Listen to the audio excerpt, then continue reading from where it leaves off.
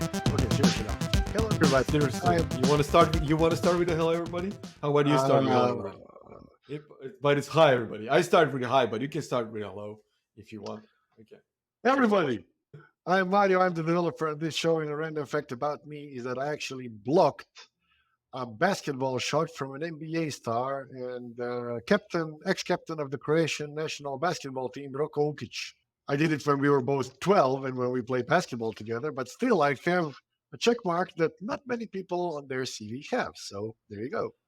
Okay, that's not bad. Well, my name is Tom, and I'm the designer in this duo. And a random fact about me is that I know Top Gun movie line by line. I can quote the entire movie. This is how many times I've seen it. Nice. So talk to me, Goose. Tell me what the day topic is. The day topic is before we go to the day topic, I just have to say, uh, I know The Last Boy Scout by heart, probably Terminator 2 and things like that. But Good catch. Top Gun is a good choice. I don't know Top Gun by heart. I'll have to watch it a few more times to learn. The topic of the day, employee versus freelancer versus business owner versus whatever may rock your boat. Pros, cons, experiences, why somebody should opt for the first, second, third, fourth, fifth, whatever. What are the benefits? What are the less benefits? And so on. So the actual topic came from a question that was asked in one of the online communities, where one guy asked, should he start as an employee, gain experience, become a freelancer, and then become a business owner and run a business that builds software? This is where we kind of had this conversation, and then we said, let's talk about this here. And how about you go first, because I know you have an interesting take on this, and then I'll go. So I had exactly trajectory that you now described.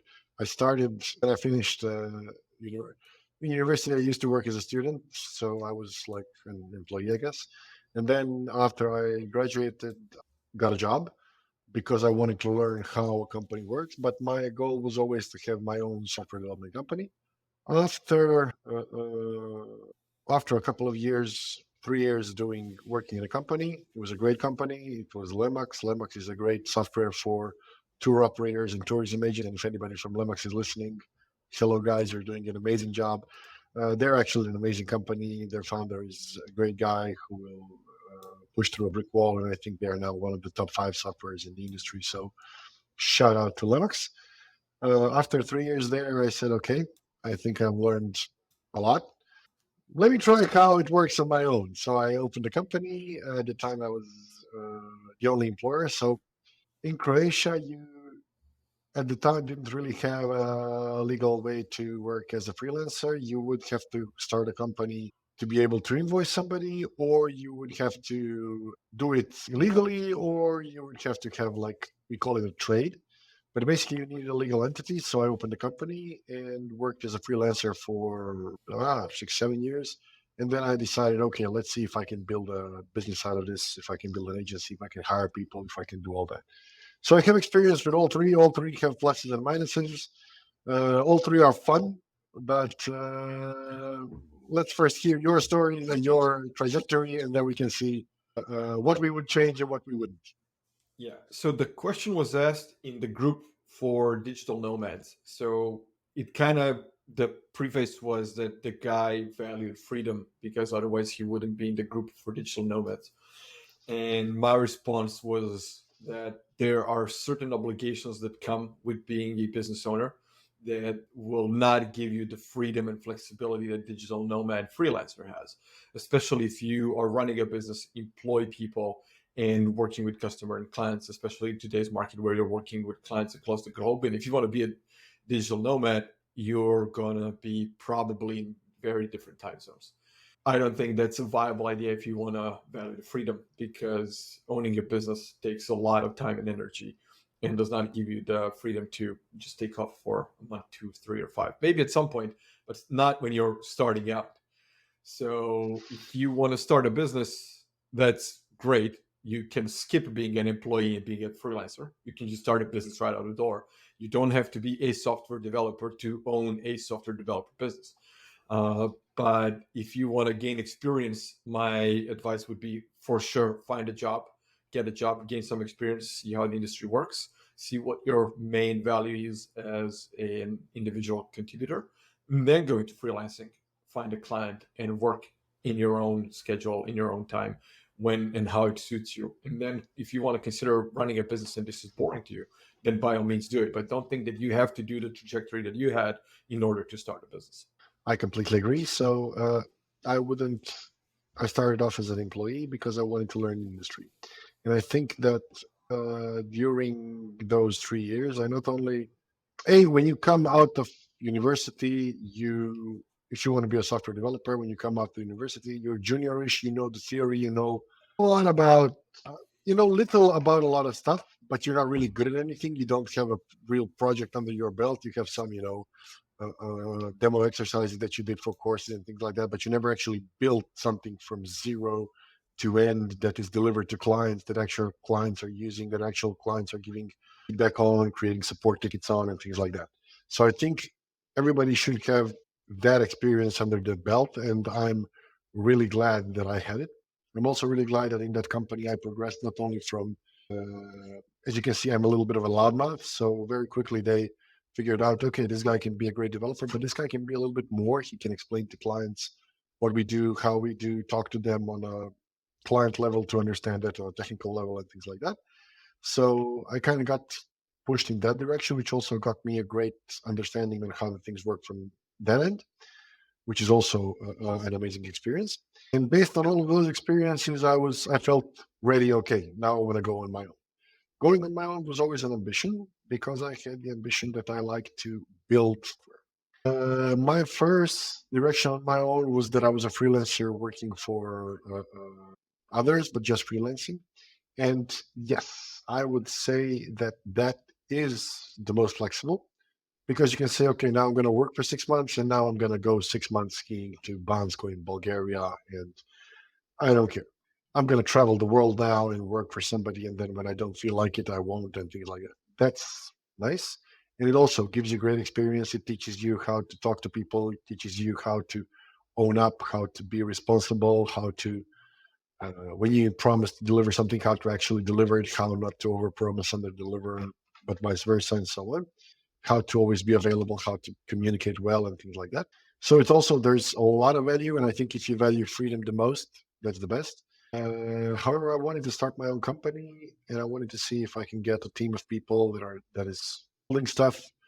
The only problem is if you do that, and if you become a CEO, then you become responsible for the well-being of others, which means that you are in charge whether their salaries get to their bank account on the first of the month. And if you're doing your job well, and if everything's going okay, you should be able to do that. But you're responsible of doing that. So if shit hits the fan, you're still responsible of doing it. And the great thing about being on your own, whether as a freelancer or an owner, is that when things are going great, then it's like, yeah, that was all me. It's going great because of me. However, when shit hits the fan, then it's, that was all me. And that's something that I wanted. And that's something that I'm really glad I have. I'm not sure everybody agrees with it. And when all of that includes being responsible for other people's salaries and everything, it's not as freedomish anymore. So I can't technically, tomorrow say, okay, guys, I'm going on a vacation. I won't be here for 2 months. But either I'm really good at management and somebody's going to do my job for the next 2 months, or whatever I do doesn't get done. And then when you come That's back from that holiday, what now? So that's the so I've seen this on I've seen a clip somewhere online a couple of days ago where a guy said that if you cannot step away from your business as an owner, you just bought yourself a job. You're not a business owner. You're just an employee that has a stake in the business. But if you can't step away from if you cannot step away from your business, you are the business. So you have a job. So this does not make you a business owner. This makes you an employee in a business that you just have a stake in, which makes sense, right? So the ultimate okay, goal of a business is to be separate from the business, and that business thrives without you. While you are your business, you're just an employee. Correct. While I currently function in one of my companies as an owner and a CEO, and in another one as an owner and a CTO. Yeah, while I'm the CEO, I am the employee. While I'm the CEO, I am the employee. If I manage to find somebody to replace me on the CEO position and I just remain the owner, then I have full freedom of, guys, I'm going to the Bahamas. I'm not at that phase in my career yet. Hopefully, I'm looking forward to being in that place in my career, but from this point, I think it's still too early. Several years. What is the what are the steps you're taking or thinking of taking towards the direction to remove yourself and yourself from your business? One of the things that I really suck at, and I don't know how well you do this, at delegating stuff. And I've read all of the rules, I've read all of the guides, I read that if somebody can do it at least 70% as good as you, then you must delegate it immediately, yada yada. I know the theory, and as we all know, theory and practice are the same thing in theory. I've never been able to put it in this really, though recently we hired a dear lady that is now doing a bunch of administration and a bunch of financial stuff and a bunch of things that was eating up my time. And after seeing how much time that liberates for me, hiring and delegating is definitely the way to go. I'm still not good at it, but I'm learning. So, Yeah, uh, I suck at delegating. why? I uh same thing. It's always I can do it really well, and then I'm trying to control everything. And I had a couple of really great examples of where I hired a designer to do a job with me, but not for me. This is the difference because even though I think this designer is not only good, but even better than me, I still wanted to have like the control because I think I know what the client wants. Because I was in a position where I negotiated a project, I knew what they were looking for, what they wanted to achieve, and I think it was also to a degree where I was afraid that I'm not communicating well the vision that I have, the design, what designer wants. So I kind of stayed. I wasn't hands on, but I was kind of there, not involved, but overlooking and giving feedback Being and doing stuff like away. that.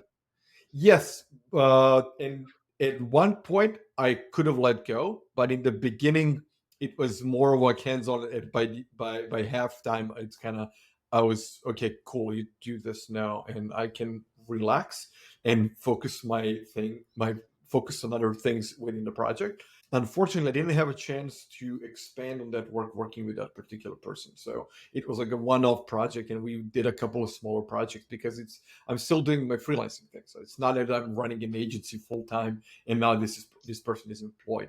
And I got to a point where what do I want to do? Do I actually want to hire people, scale an agency, or do I want to retain the freedoms that I have and take 3 months off and not do any work because I can? Uh, and I did hire people before when I was younger, a bit more enthusiastic. And like you said, it was a big obligation. I lost sleep.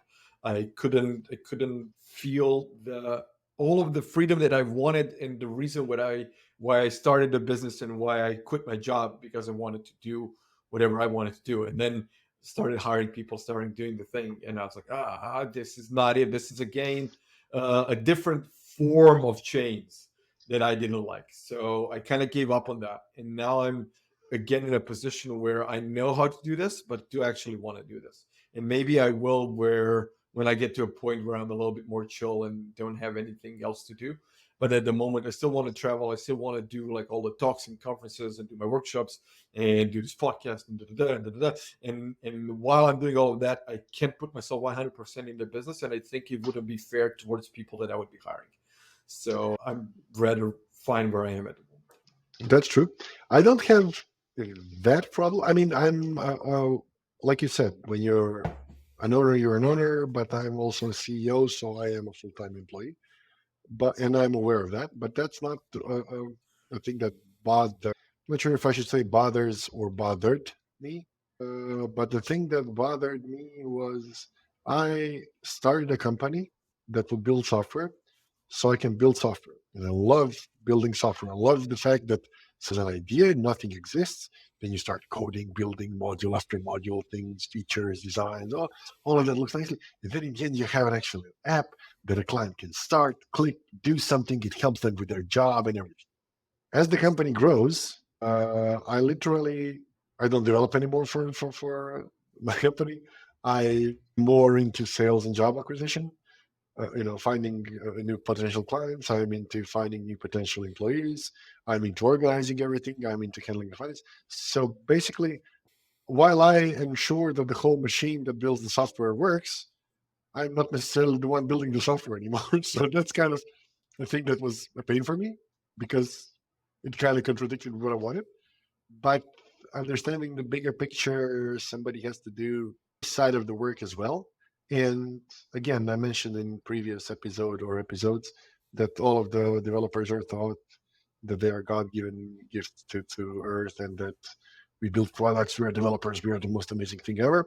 And we often don't understand that there's a whole part of the business like sales, marketing, revenue control, cost control, support, maintenance, whatever, that developers are too good to do, but underestimate how tricky it is, how challenging it can be, how much effort it takes, and so on. So basically, you became a business developer, not I a became software a developer. I became a secretary. Yeah, So when we but when we come on client calls, then me and my CTO come on a call usually, and then they ask us what technologies do you do, and then we do .NET, we do JavaScript, we do Angular, we do React, Node, whatever. And then he also says, and Mario does Outlook and Microsoft Word as well. yeah. So if somebody wants to decide what should they do with their career and they want to run a software development business, would you tell them that they don't need to become a developer and you can run a business and learn all of the things that you're doing now without coding, or they should learn how to code before they start a software development business? They don't necessarily need to become a developer. It's useful.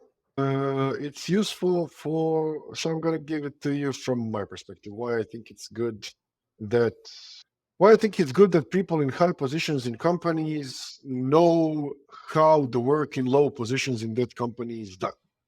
I mean, you're a manager of a, I don't know, sawmill, but if you've never actually cut down a tree, then you can manage people. You can take statistics and say these guys need to cut down this many acres and all of that. But if you've never cut down a tree, then you won't understand when they come back and say this is a problem. You won't understand when they miss a deadline. You won't understand if there are legitimate reasons for any issues or they are just BS. You won't understand if your estimations or business plans are sound or are they just, beautiful numbers on paper. You won't have that deep understanding of the job.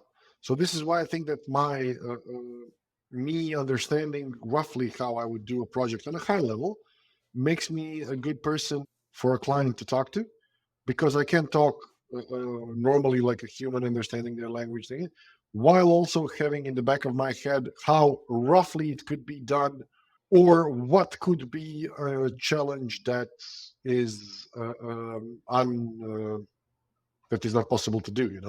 So not necessarily going back to your original question, not necessarily a software developer, but it would be great to have for a person to have participated in some software development projects, either as technical support or as a PM or as a designer or as a just person documenting meetings from minutes from meetings, but just to have an understanding how the whole process works, so that you have an understanding of how the whole process works. And again, this is just my 2 cents. I know that there are people who run companies and have never tried doing what the company does. I am not one of those people.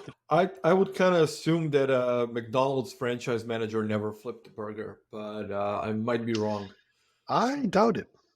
I think I that would be interesting actually to the would be company that interesting to find out. holds the company that holds the company that holds the franchise in Croatia for McDonald's, I think, is one of the big meat companies, and I'm pretty sure the owner has slaughtered a pig. You know, Yeah, so but I'm you can buy a pretty. franchise and not, yeah, like you can buy a franchise tomorrow and not like we well You and I You both could. flipped burgers numerous times over barbecue, but yeah. By the way, any decent Croat that has the guts to look at himself in the mirror has flipped a burger. If they have not, then it's like, Oh, what dude, have you been doing you're with your life? don't get canceled. Don't get canceled by all the vegetarian and vegan Croats. Now it's like you just No, no, no, called all of no, those like they're not decent Croats. You're gonna get no, canceled, Mario. Getting no, no, canceled. no, no, no, Getting. no, no, no, no, no. You can actually flip vegan burgers. I have flipped vegan burgers. I have flipped mushrooms on barbecue and all of that. So you can do. But Okay. So flipping substances flipping of substances. various ingredients makes you a decent Croat. Okay. I'll try to remember that one next time I'm in eastern part of Croatia and tell them that. I will get booed off stage, but doesn't matter. But actually, to come to you asked about my trajectory, and I can tell you one thing that was one of the major mistakes that I did between being an employee and then quitting my job and starting a company. And I thought, like, yeah, fuck those guys. I can do this better. I'm gonna quit. I'm gonna do the job better. I'm gonna be cheaper. I'm gonna have more money. Like, I started with the philosophy of these people are charging so much more for this work that I'm being. So I thought that just because they're charging more and I'm getting paid less, that I'm gonna win by cutting out the middleman and just charging less. This is how stupid I was. And started the first company without reading a book on business, without understanding the difference between personal and a company tax. Like nothing. I went in, good day, dear government employees. I would like to start a company. They're like, okay, sure, sign this paper, pay this money, go have your business. And then I drove it into the ground in a year, which was not surprising at all in hindsight. But now that I know more, I would tell people, hey, read a book or two. If it would be great if there's like like a pregnancy test you can take, like you pee on a thing and then it tells you that you're pregnant or not. It would be great if there could be like a pee test for people that want to be entrepreneurs. Like you pee on a piece of stick and it tells you, like, you know what, read a couple of books and then try again. Like you're not ready to be a business owner. That would be amazing. And Can I just can I just expand on that idea? Have let's that. expand. We should have that for voting as well. Oh Pee on yeah. a stick. You pee on a stick and then don't vote. Go read a few books. Oh, dude, I would do that for everything. I would have a pea stick for everything that needs a couple of books, right? Like urine everywhere on all the boards that shrink. it would be even great. Imagine that instead of a pregnancy test, you pee on a stick to see, like, are you eligible to have a kid? Not even like, not physically, but how about, read a couple of books? But I yeah, don't know if let's you not saw. go there. I'm going to go into stand up comedy, and this is not a place to talk about it. People are going to take me serious. Like, look at this guy. He wants to make people pee on things. And No. it sounds like I'm police. I'm not. I don't know if you saw the movie Idiocracy. For me, it's a really poor attempt of American comedy. But the initial intro scene on how we got there is amazing. So if anybody wants to have a good laugh, watch the first, I don't know, 6 minutes of Idiocracy and then switch it off. You say movie, I would say a documentary called Idiocracy. But Again, after the first 6 minutes, if you switch it off, then documentary is probably. yeah.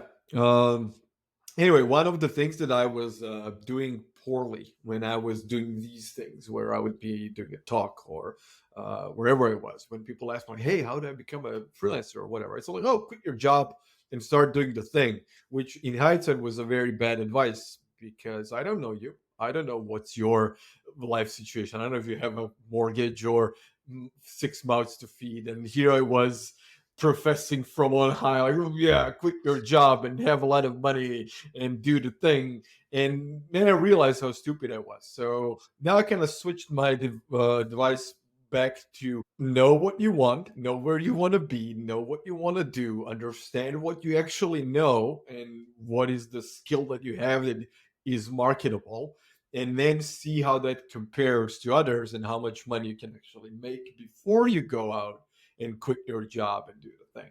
So it's kind of do it, but give it a year and do it smartly. Just because I was stupid and I ran head first into a wall, and don't do that. Don't do that. Yeah. I also did it. It's actually fun. I mean, Well, it is fun when you're in your early 20s. When you're 35 plus and you have a wife and kids and mortgage and whatever the people have, that's not fun anymore, because then it's stressful. And especially if you hire people and they have all of those things, and it just multiplies. And it's yep, so give it a couple of years and be smart about it. that's true. On the other hand, I don't know. So yes, people need to. If you want to start, so going back to the initial guy to start the discussion, if he wants to be a company owner, then he has to realize the company owner, like a CEO running the company. Then he has to, he, she, I don't know, they have to understand that their job is to actually run the company. So their job is to do everything from servicing a company so that people who are hired can do their job well. And literally in intelligence, I've gone from business trips to London to scrubbing toilets, because toilets are something my employees needed to do their job well. And also, me being present at a conference in London is something that could bring business to my company, which could enable my employees to do their job well. So, I don't know, people are usually seeing only the glamorous side of it and not necessarily seeing the messed up side of it. I But don't know. Yeah, I don't know what's the glamorous part of it. Well, which one? Which part is the glamorous part?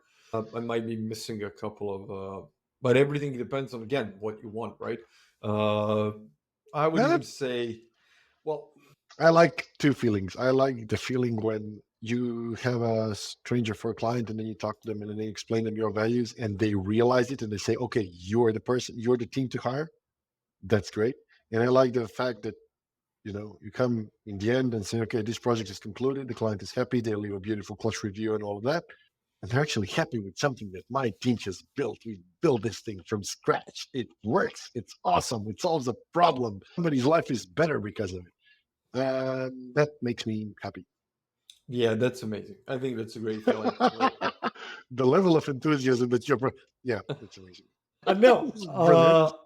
I went into a thinking mode of all of the people that came back with like, oh, this is great and thank you and da da da. And there was one of the first clients ever that I got in my first business. He was uh, it was a coach, like a bus transportation business. So he owned a couple of buses, and this is how cheap I was. I built a website for this guy, designed and built it, everything from scratch, coded, did the whole shebang. I did everything, redid the logo, did some branding work. I was everything guy back then. So you need a logo, I'm your guy. You need business cards, I'm your guy. Website, your guy. Front end, your guy. Now it's better. I'm gonna do everything. And this is how cheap I was, because when I told him the price and we were done, he paid me in cash from his wallet and then gave me a little extra. Like, he actually left a tip. So at that point, I was like, you know what? I might be too cheap at this point, because Maybe. Shit. he left a cash tip of, I think if I did math to date, would be around $20 tip. And got a pat on the shoulder like, thanks, Kip. And that's what happened. But you have to have a job like that. And even regardless whether you start freelancing or whether you start your own company, you will, on your first jobs, you will sell yourself cheap. And there is no podcast, there is no designer, there is no developer. None of us can tell you that you're more expensive than that and you're better than that. You have to learn that by doing two projects so underpriced and so much scope creep and do all of the fuck ups that we all did, to understand, okay, on my next project I really shouldn't allow scope creep. Okay, on my next project I really shouldn't tell myself, okay, on my next project, when I do an estimate and the estimate is going to take a month, I'm going to know that I'm going to fuck up the estimate. So I'm going to tell the client 2 months just to be on the safe side. And things end up taking 2.5, but you're good. So All of these things are things that you can read in books, but there is no way that you will understand those lessons from books. You will make those same mistakes. And I think that's the only way to learn them. I I don't know think if that you've been smarter no, than no, me no. or is it Oh just me being no, dumb, but like those mistakes is I was not smarter than you. I can tell you that. And I think no one is. I might be wrong. There's probably outliers out there. But once you learn the lesson on your own skin, then it sits with you. Then you understand it. Once you actually go through it. And I'm going to tell you one more story where I was cheap. This was where I upped the prices from the first one. And this is now way more expensive, and I'm going to tell you exactly how much it was because I remember. I think this was burned into my mind forever. I did branding work, so I did complete logo, brand book, entire branding. It was for a beauty salon, like all of the female services, like hair, nails, skin, and everything. So this is the place that did all of the things that women do when they go in there. So they did everything. So I did logo, the entire brand book, everything that they did as like a gift things, and all the printables, all the business cards. I did design for Christmas coffee mugs. So they had like thank you for their customers. Designed the website, build the landing page, build the coded everything, like build the entire thing, and then designed the front glass of the business, design all of the graphics for it, and then with my partner at the time and we put it ourselves. So we actually stick the thing onto the glass in November with freezing hands. And he did even that. So like I was your guy for everything, literally. Uh, and including 300 coffee mugs printed and delivered, the graphics for the windows printed, delivered, and put on the window, website logo, branding work, all of the things delivered and brought there in a project that took us under a month, a little under a month, almost a month, to do everything. And I paid with my own cash for everything in advance so I can deliver everything to your client and issued an invoice. The total for everything was, guess, in euros. Guess how much was it in euros? So let me do this once again. Branding work, design for Windows, 300 mugs, website, and front end work coding. because you said it was too cheap. I'm going to say 750 euros. Okay, you're not way off base. It was 1,000 euros flat. It was with VAT. Okay, that's nice. With VAT. So if when we deducted all of our costs and we removed everything and just see how much it was left just for our hours put into the work, we were paid half of what a student was earning that time at McDonald's. So I was that just was about to say half. you couldn't go out for a burger, but you could buy your own burger to flip on your own barbecue at home. Maybe one to split Maybe, between the two but of you.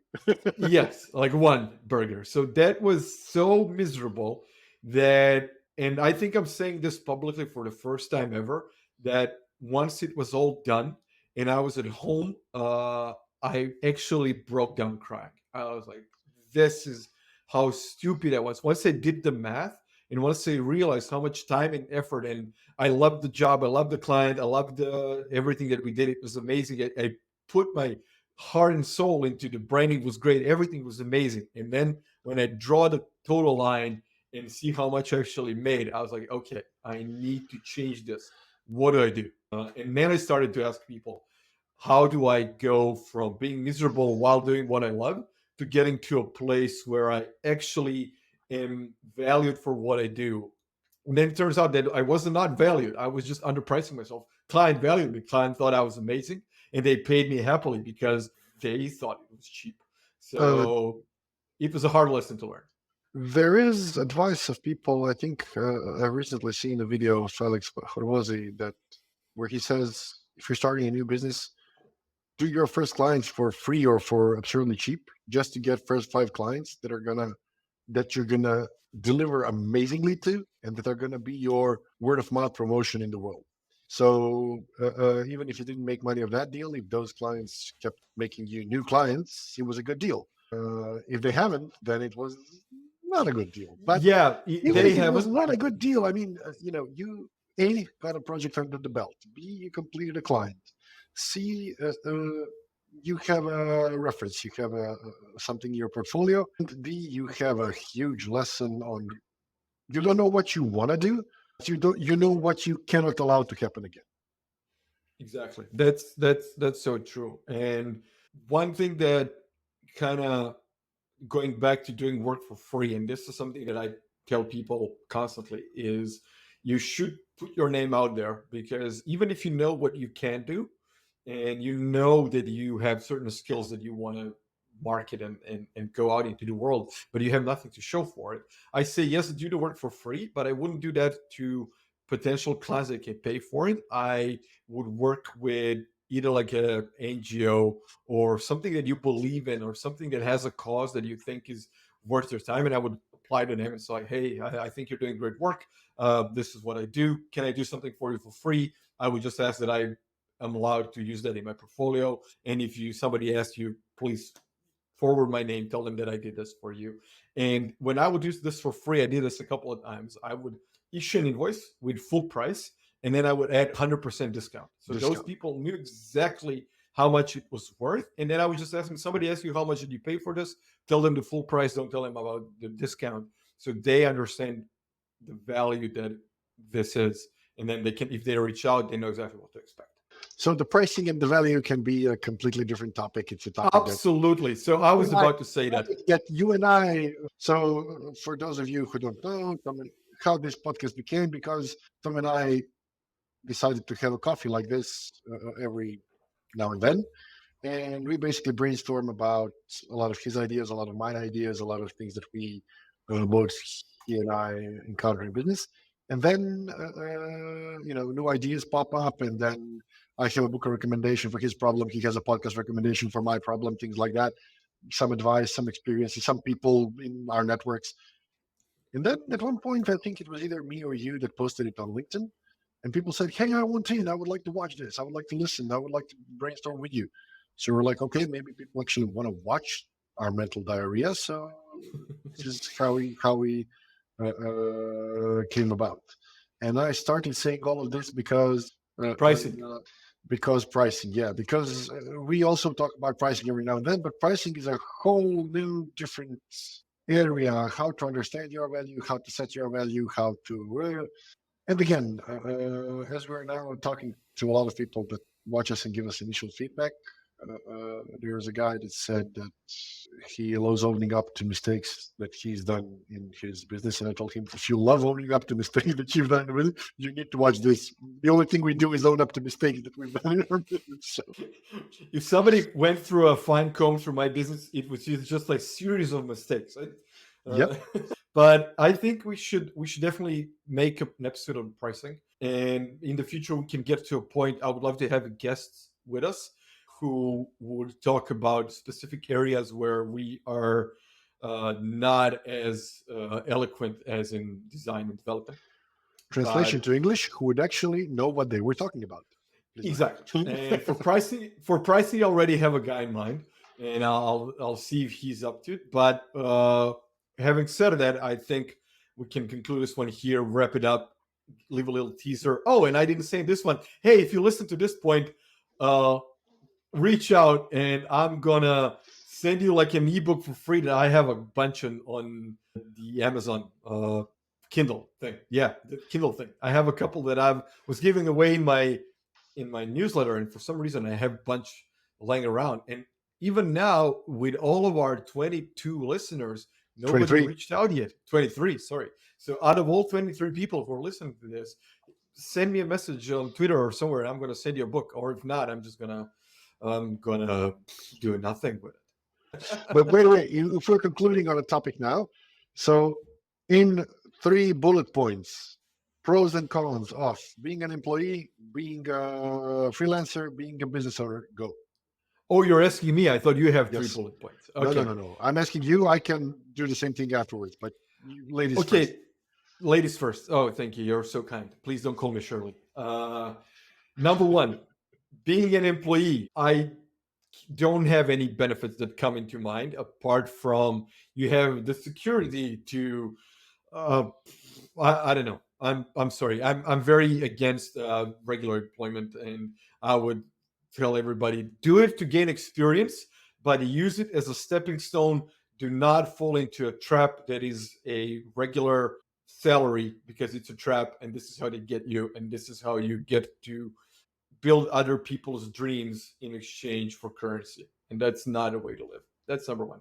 Being a freelancer, in a one bullet point, is if you want to have the flexibility and freedom to work on your own time with clients that you like and that like you, this is a way to go, and gives you certain flexibility in terms of travel and where you live and what you do. And you don't have to do this, but it gives you an option.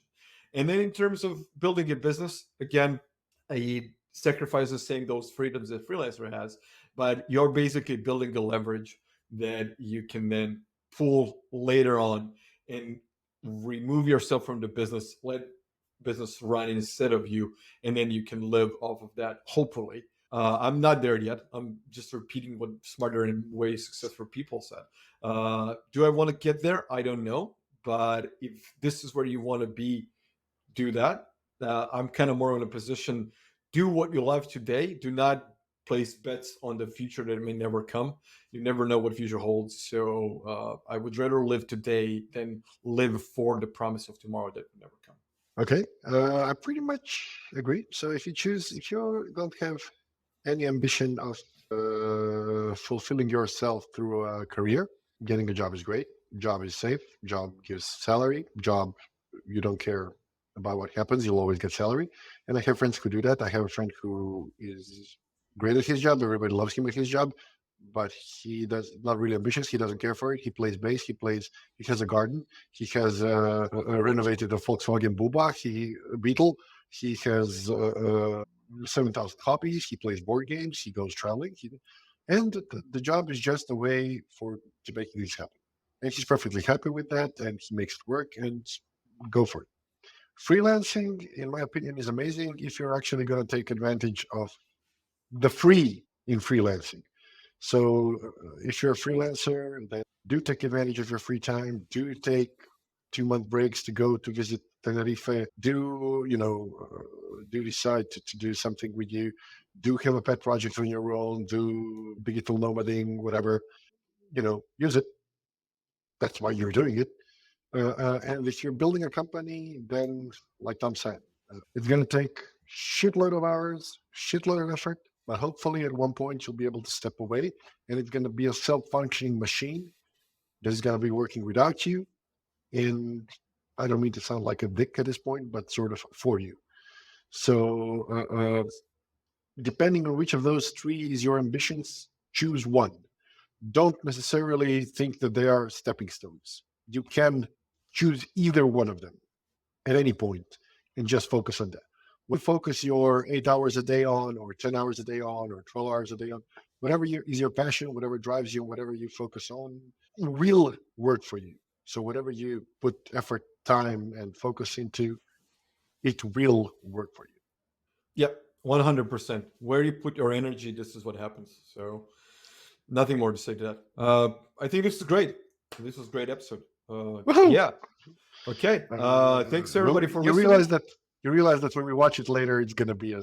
Yeah. I'm not gonna watch it later. I follow the philosophy of Helen Mirren when she's making her movies.